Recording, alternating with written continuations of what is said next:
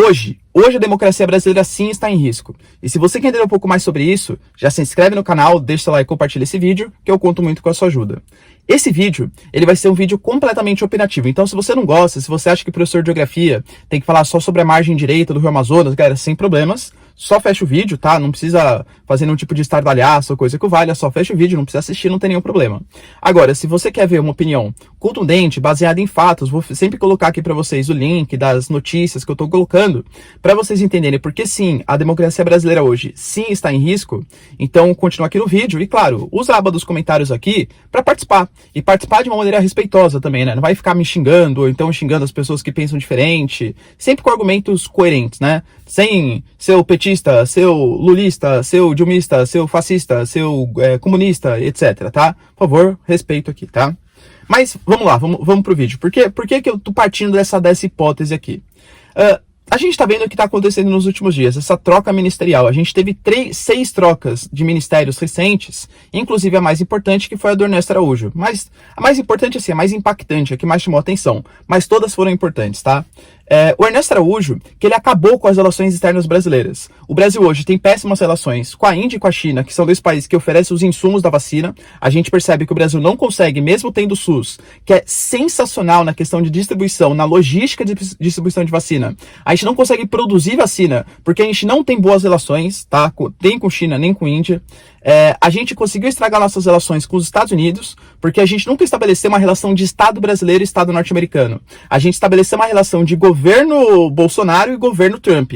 E mesmo assim, mais ou menos, porque foi muito mais benéfico para os Estados Unidos do que propriamente para o Brasil. Assim que o Trump saiu do poder, acabou ascendendo o Biden, e o Biden, obviamente, tem muito mais coisa contra o Brasil hoje, nesse momento, do que favorável ao governo brasileiro. A gente conseguiu estragar relações com a União Europeia. Hoje, o Macron, a Merkel, os grandes governantes da União Europeia, inclusive, não querem fechar o acordo Mercosul-União Europeia por conta das políticas ambientais brasileiras, das declarações do Brasil. O Brasil se posicionou junto a países extremamente conservadores, conservador não, reacionário, tá? Conservador não, reacionário do mundo islâmico em relação à educação sexual, por exemplo, de crianças nas escolas. Quando eu falo educação sexual, obviamente não é ensinar a fazer sexo, mas sim a entender a criança, né? Até para conseguir se defender de um possível abusador, coisa que vale. O Brasil votou contra, fazendo igual aos países árabes. Ou seja, o Brasil, ele se tornou, nesses 2 anos aí de governo, 3 anos de governo, um lixo geopolítico. Essa é a resposta. É um lixo. Nós somos hoje isolados. Somos comparados a países como Polônia e Hungria, que é o que de mais reacionário existe no mundo hoje. A sorte do Brasil é que o Brasil tem 210 milhões de habitantes, somos um baita mercado consumidor, então mesmo assim o mundo precisa do Brasil. Não tanto quanto precisa da China, dos Estados Unidos, mas precisa do Brasil. Essa é a sorte. Porque senão o Brasil estaria em piores lençóis ainda. Mas foi isso que fez ele sair? Por incrível que pareça, não.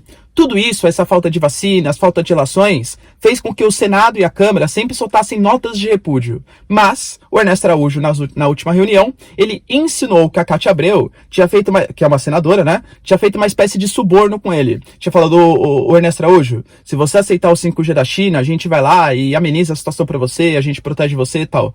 A Cátia Abreu se negou que tenha feito isso. Isso, claro, feriu a honra dos senadores brasileiros. Então, acabou com as relações externas do Brasil? Não tem problema. Dificultou a compra de vacinas? Não tem problema. Vai na ONU e critica o globalismo, sendo que a ONU, teoricamente, é um organismo globalista, entre aspas, não tem problema. Agora, mexeu com a honra da Cátia, aí não pode. Aí, todo aquele corporativismo do Senado falou mais alto e exigiu a renúncia, a saída do Ernesto Araújo. E isso começou uma troca de ministérios muito importantes. Inclusive, colocando aí a saída do Ministério da Defesa também. O ministro da Defesa saiu alegando, lembrando que ano passado ele soltou uma nota, olha isso, o ministro da Defesa soltou uma nota, que é um general, né, falando que tem que saber separar exatamente o que é um órgão de Estado e um órgão de governo. Que o Exército não pode ser um órgão de governo, do governo Bolsonaro, e sim um órgão de Estado do Estado brasileiro. Aparentemente, como ele não estava concordando com essas ideias do Bolsonaro hoje, de estádio de sítio, ele já falou mais de uma vez em estádio de sítio por conta da atitude dos governadores e tal, ele afastou, né, fez uma pressão política muito grande e acabou o ministro da Defesa saindo. Grandes cargos do Exército hoje, da Marinha, do Exército, da Aeronáutica, também se reuniram para saber o que eles vão fazer, tá? Inclusive o Pujol, né, que é o comandante aí do Exército, o general comandante do Exército, podendo, renunciar justamente por conta dessa pressão política. O Bolsonaro diz que o Pujol não é alinhado a ele, que ele tem hoje o comandante do exército que não fala bem do governo. Mas de verdade, o exército é para falar bem do governo? E se fosse durante o governo do Lula, por exemplo? Você gostaria que o comandante falasse bem do governo Lula? Que o exército tivesse coadunado com o presidente? Galera, convenhamos, de novo, né? Exército, Forças Armadas são órgãos de Estado e não órgãos de governo. Então o Bolsonaro ele já pensa como se tudo fosse instrumento dele e não instrumento do Estado. Para piorar ainda mais a situação, a gente teve ontem, né, o caso do, infelizmente, tá muito triste esse caso, mas de um PM que foi morto na Bahia, porque ele começou a... Teve um surto ali psicótico, né? Então ele foi lá, atirou pra cima, começou a atirar em outros policiais, atirou em áreas que eram residenciais, tinha muita gente filmando o que estava acontecendo, e esse cara soltou algumas palavras que alguns bolsonaristas, isso não é provado, tá? É uma hipótese, não é provado, mas que alguns bolsonaristas começaram a falar que era como se ele tivesse se rebelado contra as atitudes do governador da Bahia, que é o governador petista, né? O Rui lá da Bahia. O que acontece? Ele teoricamente, tá, o que esses bolsonaristas falaram é que esse policial estava certo, porque ele não estava querendo respeitar as ordens restritivas que o governador da Bahia tinha dado, e por isso ele tinha feito uma espécie de insurreição contra as ordens e tinha, inclusive, atentado contra outros policiais. E os bolsonaristas começaram a ver isso como se fosse uma espécie de coisa positiva. Como que um cara fazer uma insurreição, um cara fazer uma rebelião, atirando contra outros policiais, indo contra a ordem pré-estabelecida como uma coisa positiva. O que é isso? É uma milícia. Isso é um grupo armado que está agindo a favor de interesses. Você quer que o exército ou que a polícia se tornem milícias? Grupos oficiais que não respeitam o comando? É isso mesmo? Que a força armada, a força repressiva, a força armada, ela vai ter uma autonomia tão grande assim, a ponto de querer... Ah, professor, mas é porque eu concordo, eu sou contra as atitudes de lockdown, etc. Pô, lockdown de verdade é uma coisa que é necessária. A gente tá vendo, por exemplo, Araraquara, que tava um caos absoluto, eles conseguiram fazer um lockdown bem estabelecido e hoje já tá numa situação muito mais confortável, muito mais amena. Claro que a proporção é diferente, né? Araraquara é muito menor do que São Paulo, as grandes capitais. Mas a gente fez o pior dos dois mundos sempre. A gente acabou fechando o comércio, atrapalhando a vida dos empresários, etc.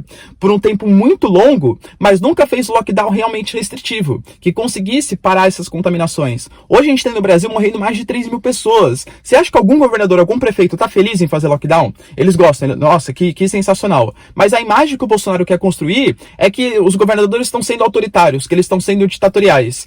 Pra vocês terem, eu não gosto dele, hein? Mas o Dória foi obrigado a se mudar pro Palácio dos Bandeirantes pra ter a segurança da sua família, porque ele estava sendo constantemente ameaçado pelas ordens restritivas, por tentar restringir um pouco o avanço do coronavírus em São Paulo, que é o pior estado, proporcionalmente, um dos piores estados proporcionalmente aí, em números absolutos com certeza, proporcionalmente um dos piores estados na questão da pandemia. Então vocês entendem a situação? E isso os bolsonaristas, Bia Kicis, Eduardo Bolsonaro, um monte aí de Bolsonaro, exaltando a atitude, falando, não, realmente, o policial ele tem que fazer insurreição contra os governadores. Ao mesmo tempo, o Bolsonaro pedindo que o exército se declare a favor dele, falando um monte de vezes em estado de sítio. Inclusive o Pujol já falou que não concorda com o estado de sítio, o ministro da Defesa também não apoiou a ideia de estado de sítio. Estado de sítio seria um estado onde você pode, inclusive, olha essas coisas, você fecha o poder legislativo e você fecha o poder judiciário.